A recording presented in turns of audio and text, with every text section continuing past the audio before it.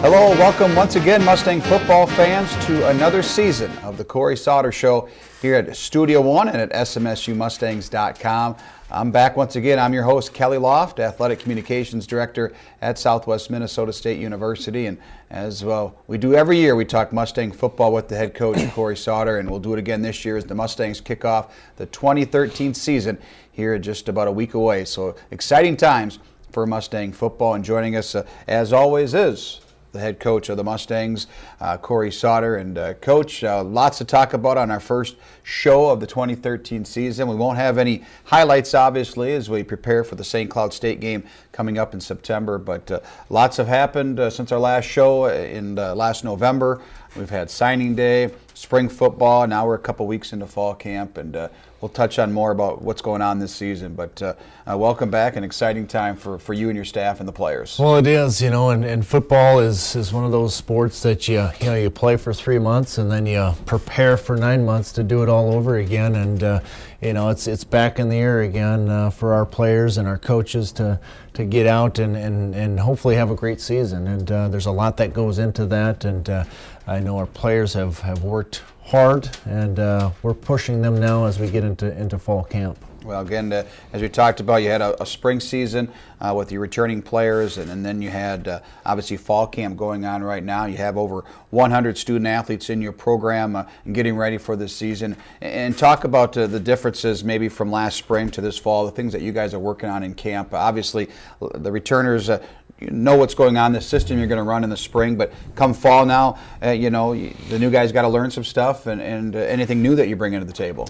Well, during the fall, we typically are going to pare back a little bit with the contact. That's really one of the biggest differences between spring football and fall, is we have a very small window to get our players ready and to keep them healthy. If somebody goes down in the spring, you can still get them back and ready to go for the season. That may not always be the case for fall camp. So we always have to have a very strong sense of keeping guys healthy, keeping them on the field, and ultimately we're only a little over a week away before we play our first game. So we've got to be smart from that end. We also have to be smart with our receivers and our skill guys as well, just to keep their legs fresh and so that they're ready to play that first game. So really, we try to do pretty much same stuff as we do in the spring. It's just, all right, we're going to take some of the contact off and be just a little more aware of that aspect of it.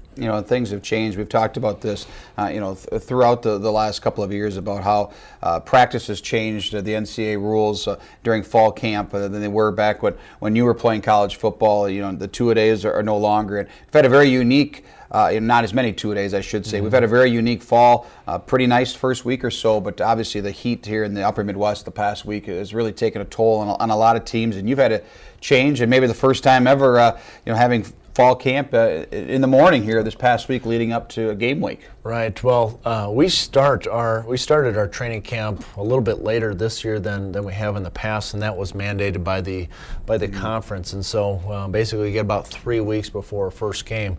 So with that and school starting this week, we have a pretty limited number of opportunities to practice and work with our players.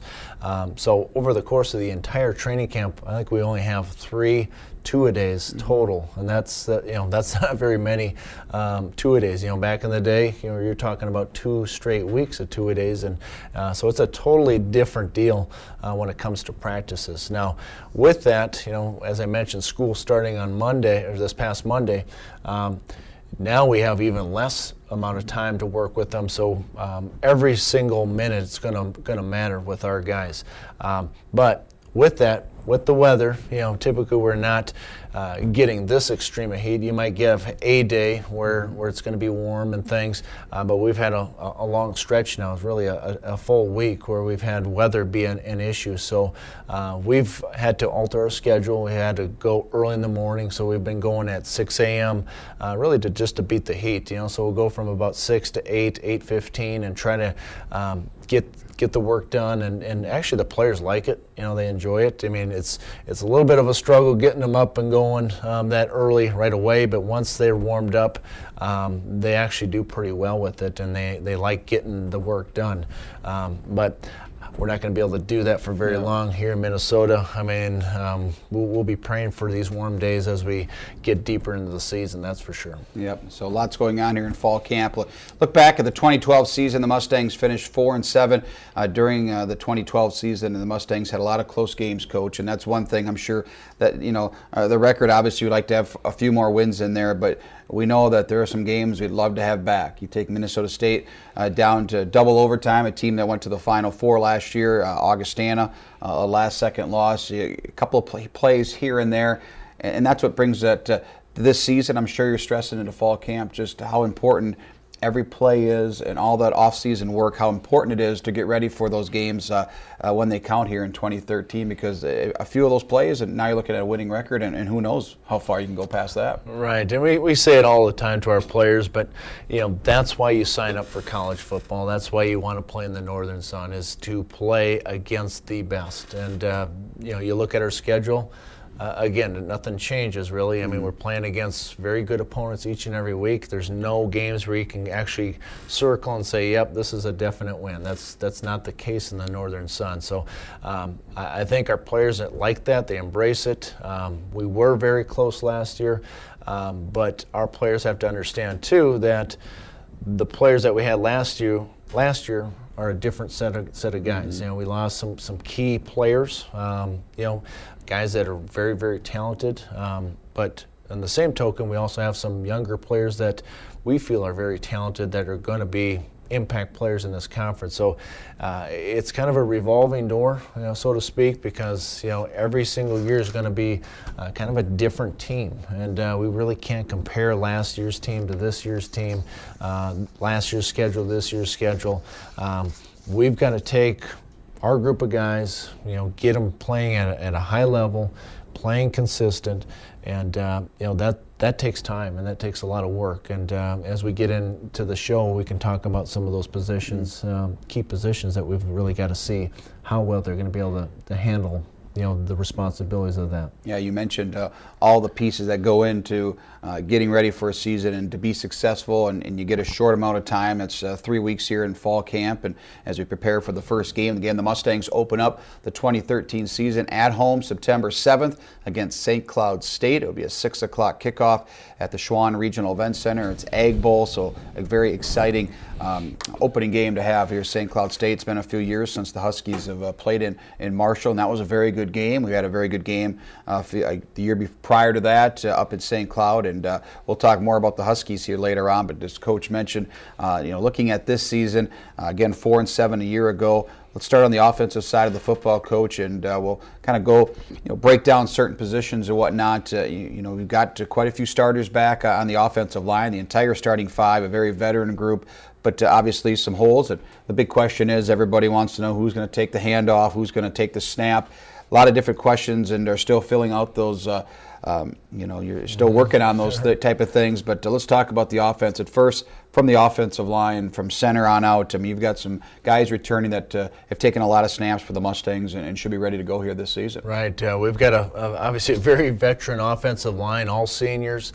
Guys have played in a bunch of games, and that's one of those positions. It really makes a difference to get 5 guys that have played together, and that's very rare. And so I much rather take 5 guys up front, that know what they're doing, that can pass protect, that can run block, and give us a chance, as opposed to the other way around, getting just maybe a good skill guy, but we don't really give him an opportunity to do anything because of what's going on up front. You win and lose up front, and there's going to be a lot that will put on their shoulders.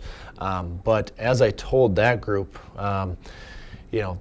we've had a couple guys that are preseason All-American, different lists, different publications. We want them to be postseason All-Americans, not preseason All-Americans, and there's a big difference between those two. So just because they're getting some pub, doesn't mean really anything. They've got to show that. That's just based on what they've done last year. And so we have to start over.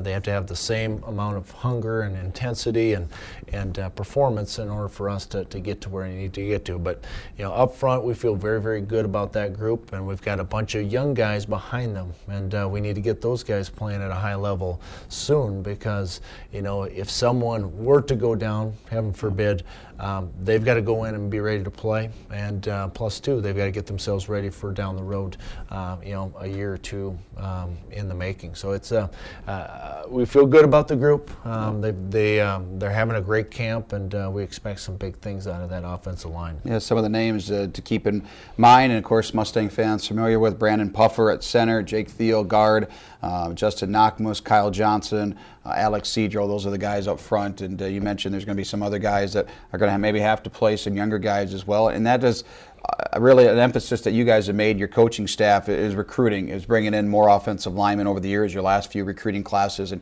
you're starting to see the benefit of that now, where you can, have some veterans, but just redshirt guys and give them time in case they got to step up. But they're going to have those guys for 3 to 4 years of their career being able to play. Right, and they're one snap away from being the starter, and a lot of them are one season away from being kind of the guy. So it's we've always tried to get into their mind that don't wait until that day comes. I mean, start now, because it'll be here much sooner than you think. And so we've got a really good young group that we brought in this year across the board, and we got to see how quickly we can get them acclimated into what we're doing.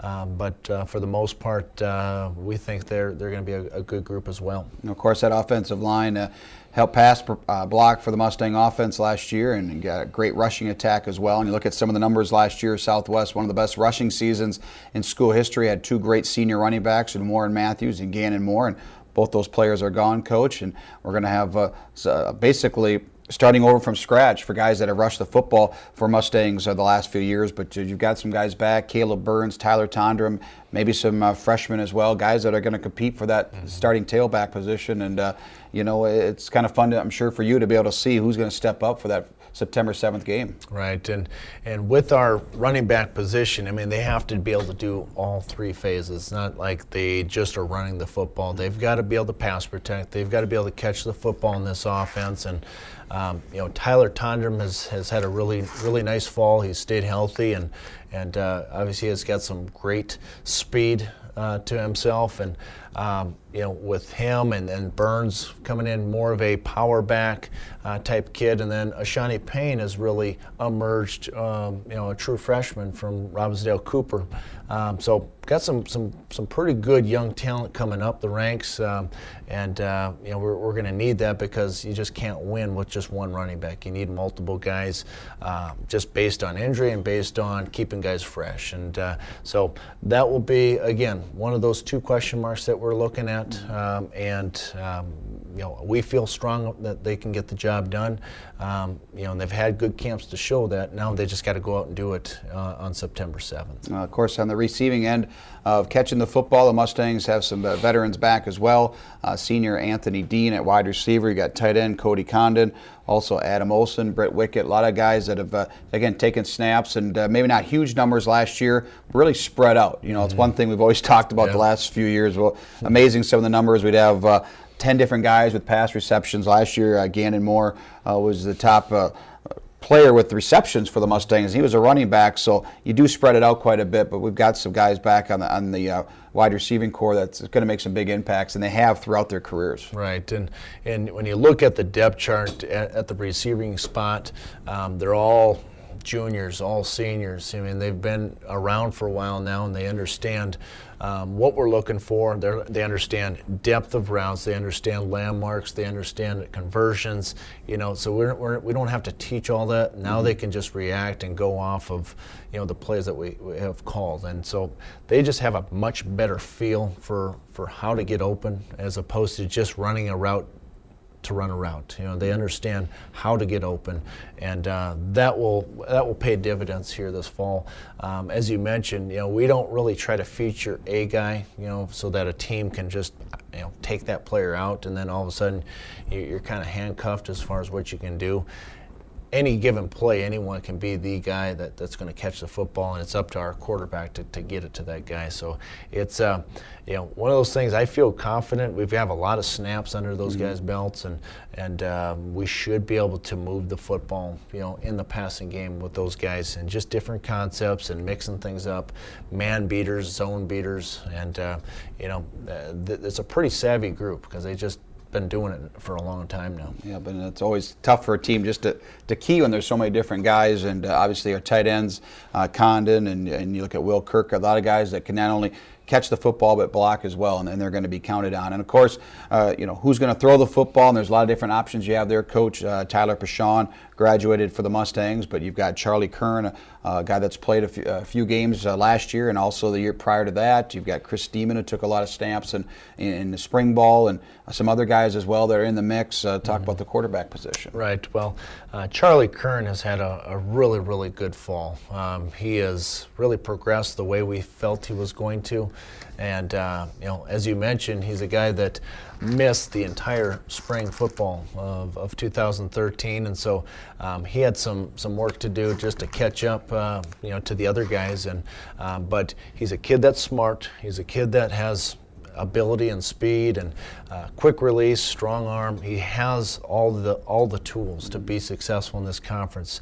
Now he finally has that remaining piece, and that's an opportunity now. And so he's going to go out and run with it. And I feel good about him. He really brings a lot to the table, not just throwing, but being able to make a play go when things are broken down. And kind of a prime example was a few times when he was in last year where we had running backs blocking the wrong way, and he just ended up running it in for a touchdown. Or you just ended up scrambling and running for 10, 15 yards. And so he has that ability, and a kid that has really emerged as a leader as well. And I expect some big things out of him. I really do, and I think he has what it takes to be one of those top-tier quarterbacks in the Northern Sun.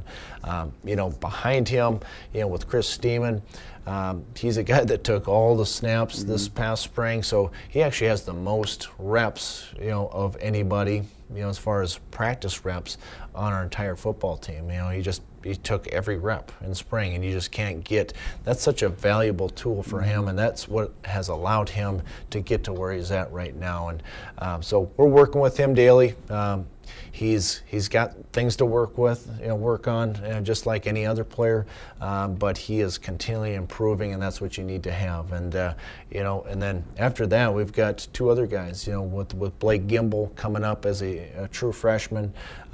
We've had a couple scrimmages and things, just inter squad scrimmage wise, where he's made some big plays. He's made some good decisions. He's also made some poor decisions, which you would expect from a true freshman. So he's got some work to do, but we really feel like he's got what it takes to progress and be a guy that will be a good player in this conference. Cody McCleve, a transfer, he's a kid that's learning the system on the run, and so he's kind of trying to play catch up as far as understanding everything. So with those four guys, we feel confident, that we'll be able to have a great showing. But really, that's one that I take personally because I coach it, and I want to make sure that they understand what each play entails and put us in good situations, keep us out of bad situations. That's one of the things we did probably better than any other team that I've been with here at Southwest, is just protecting the football, making good decisions, not making those really dumb mistakes that can kill your team. And so that's one of the reasons why we've led in a lot of categories, or at least in the upper echelon in the conference, as far as turnover margin, and that's an important stat, as you well know, in the sport of football. So looking for big things out of that position. It's a big question mark because they just haven't been under fire. They haven't seen a pass rush from St. Cloud. They haven't witnessed that yet, and so I'm looking forward to seeing how they react, and hopefully we've done a good enough job where they are ready to play and do a nice job with it. We are watching the Cory Sauter Show, our first edition of the 2013 season, here in Studio One, Marshall Cable Access, and online at SMSUmustangs.com. We're glad you could join us. And we've talked about the offensive side of the football. Now we go to the defensive side. And Coach, the same type of thing. There's some spots that you have to fill on that side of the football as well. But look at 5 of our top 6 tacklers are back from a season ago. A linebacking core, a veteran group. Maybe not a lot of snaps, but veteran meaning they played a lot last season, which is huge. And you look at linebacker J.J. Bobowitz has played a lot. Deshaun Miller, Blake Pennick, just a couple of guys that really played a lot, very well their freshman or their rookie seasons here at Southwest, their first year, and guys that are going to be counted on this year. Right. Well, just like on the offensive side, I think on offense we had like 8 out of the 11 guys returning. Same thing on defense. We were around 8 guys, guys that have started, played, and so we should have a much better output or result from this year, just because guys have that game experience. And you look at our linebacker core. I mean, when you look at our starters and backups, I mean, we feel very confident in really all those guys. We really have about 7 guys that can play, and so we're starting to not only get some good starters, but also some backups that we feel are just right there, just maybe a step away from being the starter. So we're starting to get a little more competition, just across the board. And you look at our secondary, you look at on the perimeter, with Mick Reynolds being a guy that really has had a great spring, a great fall, understands the defense. He should have a good season for us. Donovan Woods on the other side. We feel like those 2 corners can play man coverage, in this conference. They both run extremely well. They're not afraid to get in press and things of those nature. So I feel very confident that they'll be able to do a nice job on the outside. And when you're able to do that, that really frees up other guys to get their jobs done. Because if you can't, then you've got to help them with safeties, and all of a sudden you're starting to expose yourself inside. And that's just an area we've struggled with, stopping the run at times, getting off the field on 3rd down. So it'll be important for us. A lot of times you start from the inside out, but I think the ability to play some man coverage is going to help us be a little bit more aggressive and stout inside with our front 7. And you talk about the inside guys, then you look at on the defensive line, guys that made some plays last year, from Jake Letso and A.J. Page are going to be counted on this year to get pressure on that quarterback and to stop that run. And those guys are up to the challenge. And guys like Nate Werner and some other guys as well, they're all going to be factors there on that defensive line. And as you talked about, the corners got to be strong, but also strong up the middle. And we do have some guys back that made some plays last year. Right. A.J. Page has the potential to be a special player in this conference, and again, he's had a great fall. He's a tough guy for us to block. I know our offensive linemen struggle with him on a daily basis. It's one of those where you don't want him lined up against it because he's just that good. So we're expecting good things out of him. We just got to keep him healthy. We got to keep him going, understanding the defense inside and out. I think he has been making really good gains from that end of things. And then we've got to kind of figure out our 2 deep, in the interior. When you got guys like Lilly and a guy like Rakeem Felder, a true freshman that might be in the mix. Obviously Warner. All those guys are going to be competing, getting on the field. We just can't play with 4, because something probably is going to happen at some point as far as a guy missing a game or 2, and so that next guy just has to be ready to go. And so I think we've got a pretty athletic group. They're a little bit low on the experience, poll, but other than that, I think we've got some guys that I think will bring some more athleticism to our football program. And look at the safety position. You lost one of the top tacklers on the team the last few years, Joe Stupka, but Tate Bunker's back. You've also got Jared Tweed, who started last year 1 game for an injured player. So, again, from safety, every kind of spot has a veteran guy in there, and you just got to find the rest of the guys to fill in. And like you said, the depth's there to do that. Right, and you look at a guy like Tate Bunkers, he's kind of that heart and soul of the defense, because he is a guy that makes a lot of calls. He gets guys in position. If somebody makes a mistake, he's there to help correct it. So having a senior back there definitely helps. But really just across the board, we're expecting much improvement on the defensive side. We're trying to cut anywhere from 4 to 6, 7 points per game than we had last year. And if we can do that, instead of 4 and 7, now you're 7 and 4. Yep. And the biggest way to do that is just get off the field. On third downs, we've just given up way too many conversions. Especially those third and longs. I mean, those are where offensively you're to a huge disadvantage, and we can't do anything to help that percentage from our defensive side. And so we may have to take a few risks. We may do some things that try to press the issue, so to speak, and find a way to get off the field, because sitting back and doing nothing sometimes isn't the answer. And so we'll look at that, we'll evaluate it and see what we need to do to make a quarterback uncomfortable and to stop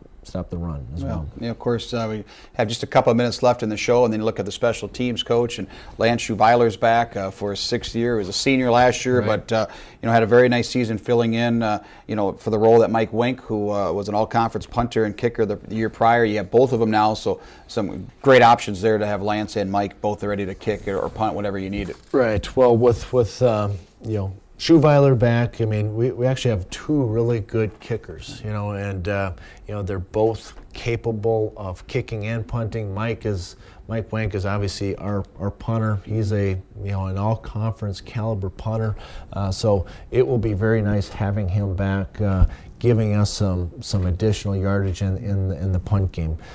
So that will be nice, but really, they're both very capable of kicking field goals. They're both capable of kicking off well, so it'll definitely enhance that part of things. It's nothing bad on Lance Schuweiler's end as far as the punting game, but Mike is just that good that there's just that gap as far as total distance on a lot of those punts. So we should be able to gain an additional 70 yards, per game almost, just from the special teams end alone. So that'll definitely help us out as we get into some of those close ball games, trying to win that field position battle. Yeah, of course, that's a huge part to winning football games. And last year we saw it against Northern State, and Lance kicked the game-winning field goal, and so he's got that experience. It's great to have both those guys back here for this season. Again, the Mustangs start off the 2013 season. We have 5 home games here in 2013. The first one is September the 7th. Egg Bowl, always going to be a festive atmosphere. It should be a great night, 6 o'clock versus St. Cloud State. So we want to pack up the Schwann Regional Event Center, get on out there and tailgate and have a great time and cheer on the Mustangs as they take on the Huskies. Again, 11 conference games. Every game in the schedule is a conference game. There's North and South games, but the Mustangs kick off the season right away at home September the 7th against St. Cloud State. Again, 6 o'clock is the start time for the Mustangs and the Huskies. For all the information on Mustang football, go to SMSUmustangs.com. We'll have obviously great information, stats and notes and everything else you need to know to follow the Mustangs at SMSUmustangs.com. Next week, when we get back on the air, we'll have highlights from this one, and then we'll preview week number 2 against Minnesota State Moorhead. For the head coach, Cory Sauter, I'm Kelly Loft. Thanks for watching our first edition of the Cory Sauter Show here in 2013. Until next time, go Mustangs.